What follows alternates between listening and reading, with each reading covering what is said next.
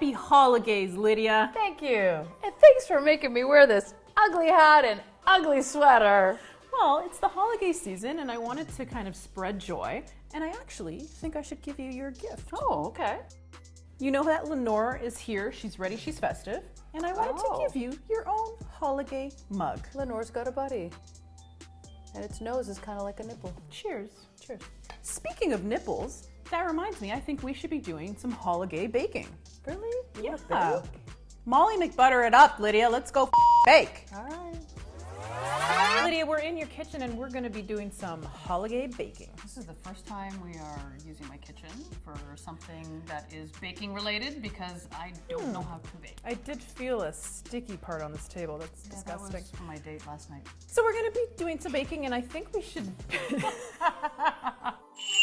We need some ingredients, so why don't we get some eggs and milk and all that jazz. Here we are, we're ready to rock. We've got our ingredients, we've got our bowl, we've got our mix. Okay, now walk me through all this because my mother never let me bake. She was quite OCD. What did you do? My dad taught me to play soccer. How lesbian of you. Well, to be honest, I'm really not too sure either, but while we're doing this, I'd love for you to tell the viewers a little bit about yourself. Am I doing this right? Yeah, it's perfect. Sure, what do you want to know? Well,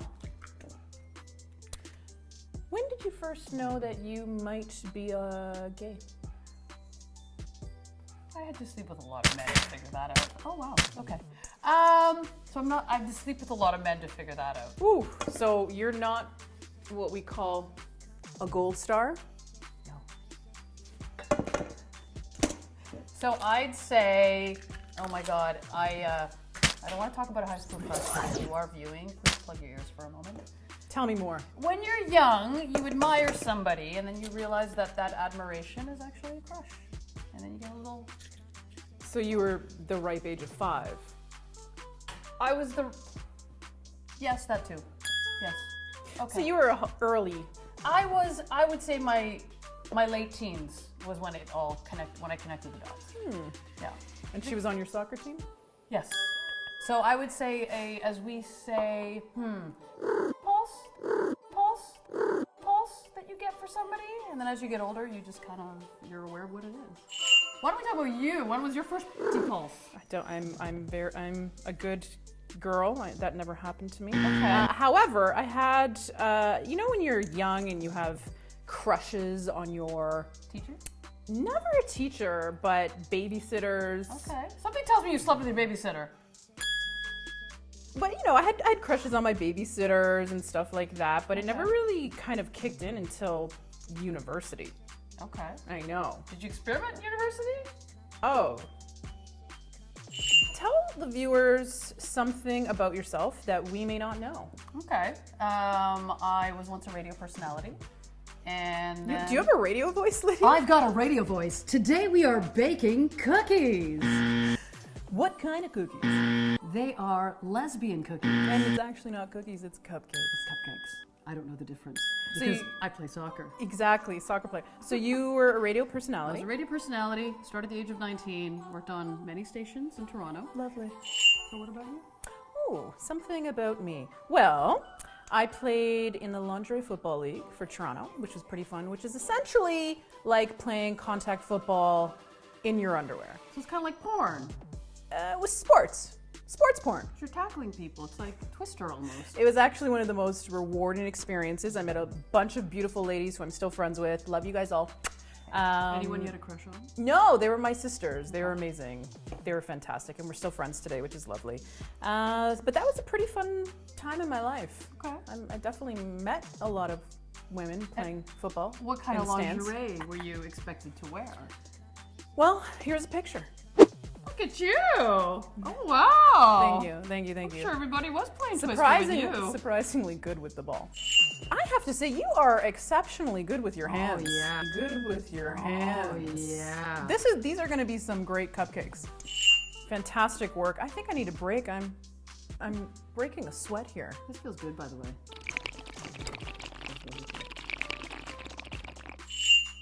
So I could ask you something. Please. What do you actually put in Lenore? Lenore is a vessel with a alcohol content of 40% and higher. Usually mezcal. Okay, So, when was the first time that you actually kissed a girl? I remember it like it was yesterday. Picture it, Sicily, 1952. She's that old?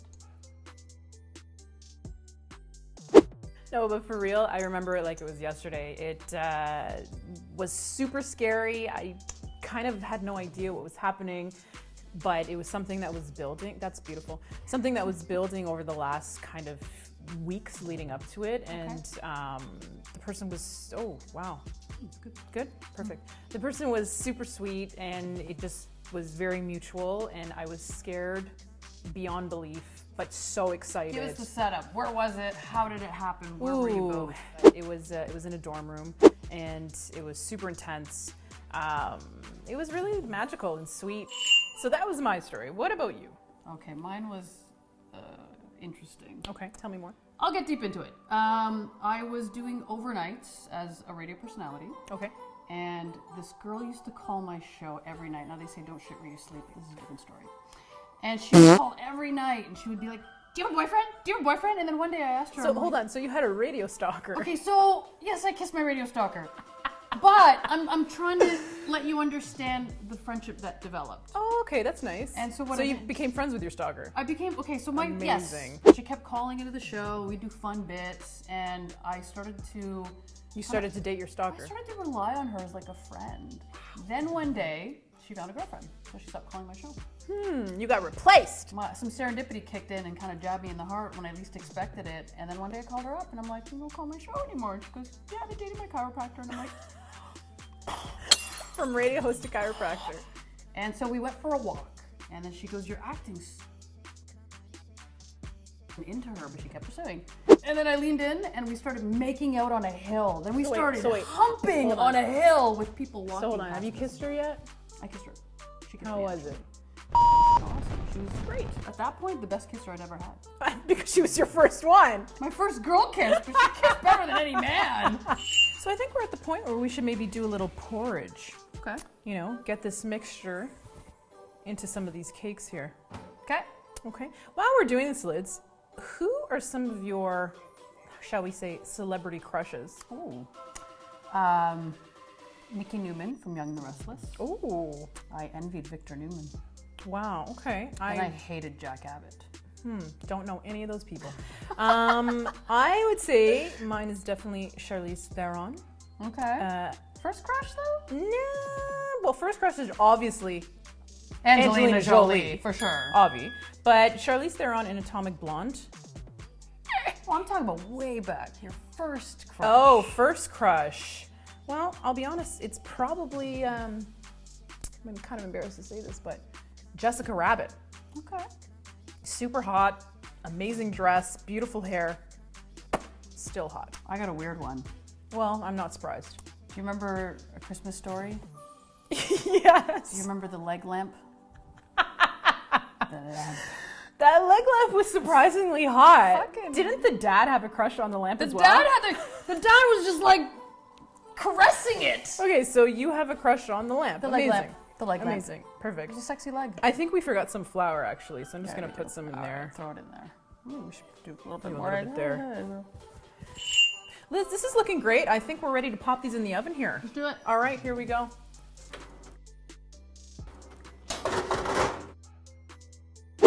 All right, so what do we do next? Well, we wait a good 15 minutes here, Okay. and those cupcakes are gonna come out brand spanking They're gonna new. be sexy cupcakes. Yeah, speaking of sexy, most interesting place where you've had fun. Okay.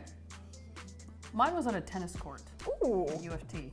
Lights up, lights down. It was starting to dim, and I was playing tennis with somebody. How many tennis balls were there on the court?